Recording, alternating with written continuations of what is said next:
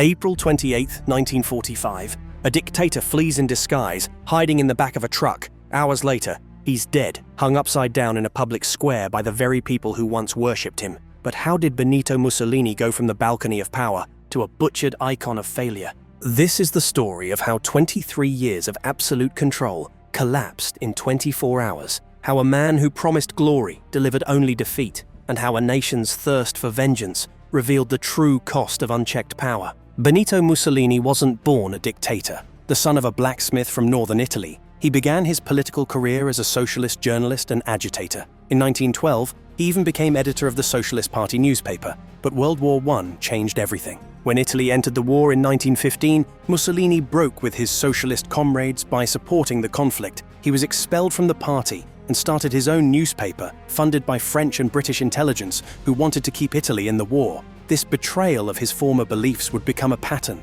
Mussolini's only consistent ideology was the pursuit of power. After the war, Italy was in chaos. The economy was shattered, unemployment was massive, and returning soldiers felt betrayed by politicians who had promised victory, but delivered only casualties. Into this vacuum stepped Mussolini with a new movement, fascism. In 1919, he founded the Fasci di Combattimento, the combat squads, appealing to angry veterans and middle-class Italians terrified of socialist revolution. His black shirts used violence to break up strikes and intimidate political opponents, while Mussolini positioned himself as the strong man who could restore order and national pride. The key moment came in 1922. After his National Fascist Party won just 35 seats in parliament, Mussolini organized the famous March on Rome, though he himself stayed safely in Milan, while his supporters paraded through the capital. King Victor Emmanuel III, fearing civil war, made the fatal decision to invite Mussolini to form a government rather than use the army to stop him.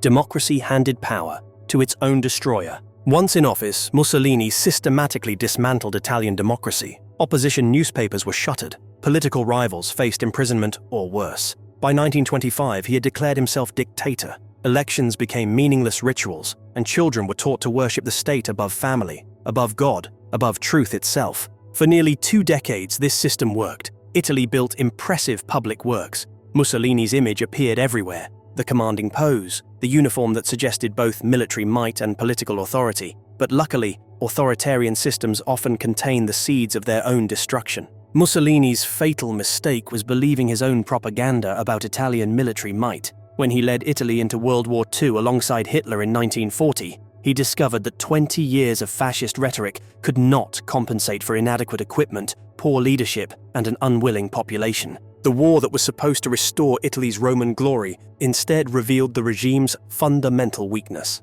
Italian forces suffered humiliating defeats in Greece, North Africa, and the Soviet Union.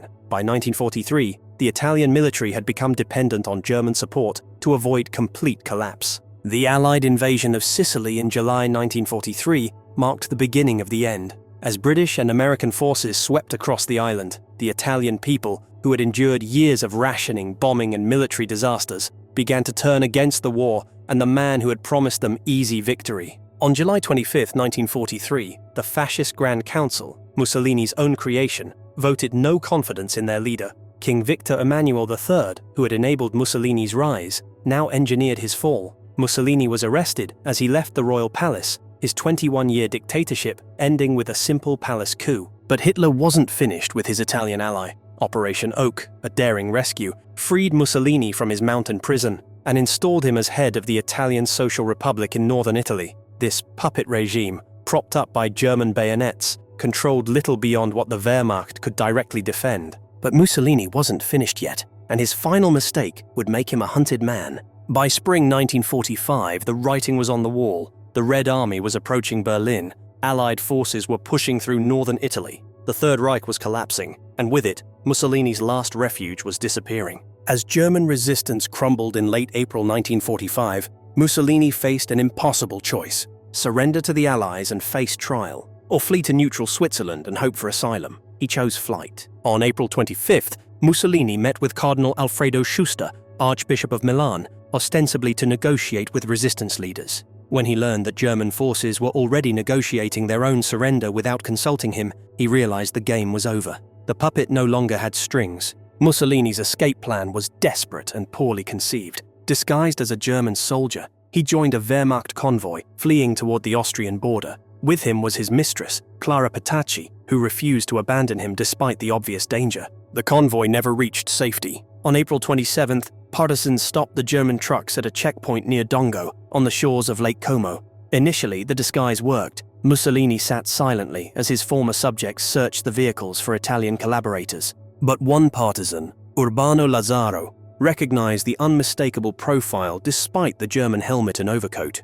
After 23 years of seeing that face on posters, statues, and newsreels, it was impossible to mistake. Mussolini's flight was over. That night, Mussolini and Petacci were held in a farmhouse near the village of Giulino di Mezzegra. According to later accounts, Mussolini seemed resigned to his fate, perhaps even relieved that his long ordeal was ending. The decision about his fate was made in Milan by the resistance leadership. Colonel Valerio, later identified as Walter Audizio, was dispatched with orders to carry out an immediate execution. There would be no trial, no opportunity for speeches, no chance for Mussolini to become a martyr or bargaining chip. What happened next would shock the world. If you've made it this far, don't forget to subscribe for more stories of dictator downfalls like this one. Let's continue. On the afternoon of April 28, 1945, Colonel Valerio arrived at the farmhouse with a small squad of partisans. Mussolini and Petacci were loaded into a car and driven to the gates of Villa Belmonte, a short distance away. What happened next has been documented by multiple sources, though details vary. Valerio announced that he had come to execute them in the name of the Italian people. Mussolini reportedly asked to be shot in the chest, not the back. Petacci begged for her lover's life and her own.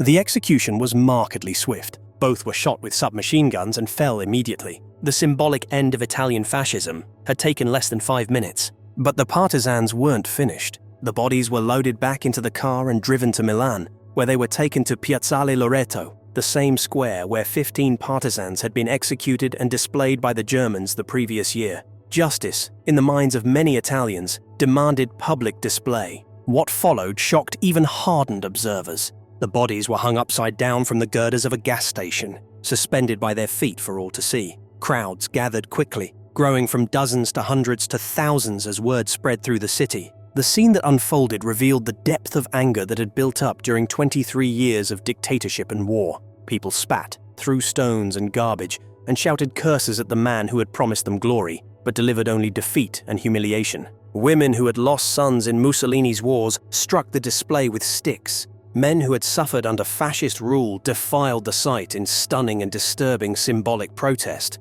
Even children, raised in a world plastered with Mussolini's image, watched in stunned fascination as the once mighty dictator hung in total disgrace. The display continued for hours as Italian and Allied officials debated what to do. Some argued that the spectacle was necessary, a final proof that the dictator was truly dead and could never return. Others worried that the mob justice was undermining efforts to establish legitimate democratic government. Eventually, American and British officers intervened to restore order. The bodies were cut down and taken away for burial, but the images had already spread around the world. The man who had once stood on his balcony receiving the cheers of millions was now remembered for his ignoble end, hanging like a slaughtered animal in a public square. The chaotic scenes in Piazzale Loreto marked more than the death of a dictator. They revealed the complex emotions of a nation trying to reckon with its own complicity in fascism. For many Italians, Mussolini's public humiliation was deeply satisfying. Here was visible proof that the man who had seemed untouchable was mortal after all. The crowds who gathered to abuse his corpse were expressing years of suppressed rage against a regime that had controlled their lives, sent their sons to die in pointless wars, and ultimately delivered them to foreign occupation. But the spectacle also troubled many observers, both Italian and foreign. The mob justice displayed in Milan seemed to confirm fascist propaganda about the supposed savagery of anti-fascist forces. Some worried that Italy was replacing one form of extremism with another, that the summary execution and public degradation of Mussolini set a dangerous precedent for post-war justice. International reaction was mixed. Allied leaders publicly supported the resistance action, while privately expressing concern about the breakdown of legal procedures. The Catholic Church condemned the execution and the public display, arguing that even the worst criminals deserved basic human dignity in death. The controversy continued for decades.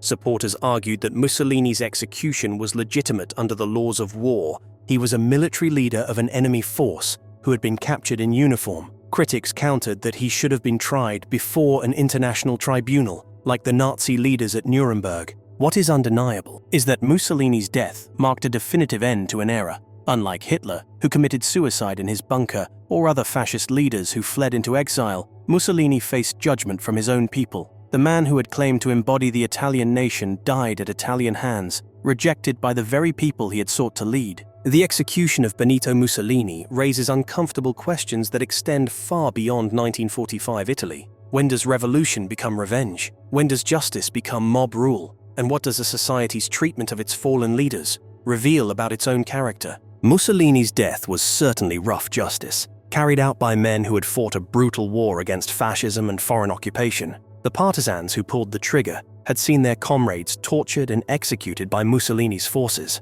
They had watched their country devastated by wars launched for the dictator's personal glory. From their perspective, they were implementing the verdict of history. Yet the manner of his death, summary execution followed by public humiliation, reflected the brutalization that Italy had undergone during 23 years of dictatorship and war. The crowds who gathered in Piazzale Loreto had been trained by fascism to express political emotions through violence and spectacle. In a sense, they were using Mussolini's own methods against him. This raises a deeper question about the nature of justice in the aftermath of dictatorship. Legal proceedings, like those eventually held at Nuremberg for Nazi leaders, provide due process and historical documentation, but they can also seem inadequate to victims who have suffered under systematic oppression. The impulse for immediate visible justice, even rough justice, reflects a very human need to see wrongs dramatically set right. Modern Italy has struggled with this legacy. Mussolini was buried quietly in his hometown of Predappio, which has become a pilgrimage site for neo-fascists. The questions raised by his violent end continue to resonate in debates about how democracies should deal with extremism, how societies should remember their darkest chapters, and how justice should be balanced against vengeance. Perhaps the most important lesson of Mussolini's downfall is not about his death, but about how he lived. The man who died in 1945 was not born a monster. He was created by circumstances, choices, and the willingness of others to hand him power. His rise and fall serve as a warning about the fragility of democratic institutions and the ease with which charismatic leaders can exploit fear, resentment, and nationalist sentiment. The crowds who cheered Mussolini in the 1920s and 1930s were not fundamentally different from the crowds who abused his corpse in 1945. They were the same people, shaped by different circumstances and different choices. This should remind us that the capacity for both fascism and resistance exists within all societies, waiting to be awakened by the right combination of crisis and leadership. The man who promised to make Italy great again instead left it divided, defeated, and occupied by foreign armies. His death marked not just the end of a dictator, but the beginning of a long reckoning with the choices that had made his rise possible. In the end, Mussolini's execution was both justice and tragedy. Justice for his victims, tragedy for a nation that had to resort to mob violence to reclaim its dignity. The images from Piazzale Loreto serve as a permanent reminder of where unchecked power leads, and why the price of freedom is eternal vigilance against those who would promise easy answers to complex problems. What do you think? Was Mussolini's execution justice served, or did the manner of his death diminish the very values the resistance fought to restore? If you believe stories like this shouldn't be forgotten, subscribe. We tell the truth about power, collapse, and the people who shaped history, for better or worse.